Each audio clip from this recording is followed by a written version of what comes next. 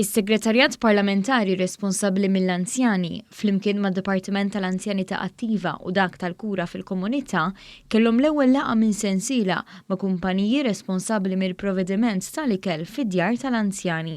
Dan biex jiġi diskuss kif dan is-servizz jista' jinbidel biex titjieb il-kwalità tal-ikel fid-djar tal-anzjani.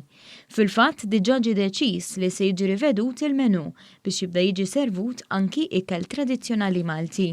Ġie deċiż ukoll li se jkun hemm persuni li se jibdew iduru lill-anzjani u jistaqsuhom dwar is-servizz tal-ikel. E kif ikun hemm suġġeriment dawn il-persuni se jibdew jgħadduh minnu fih lill-persuni konċernati biex jinstab kompromess. Is-Segretarju Parlamentari għall-Anzjanità Attiva Silvio Parnis saħaq li din id-diskussjoni hija ħolqa minn katina ta' inizjattivi li qed jittieħdu biex itejbu l-kwalità tal-ħajja tal-anzjani li jgħixu fid-djar residenzjali. Għandna pjan ta' kif se nibdew naħdmu biex verament l-anzjan tagħna iħossu qiegħed flukanda fid-djar tal-anzjani.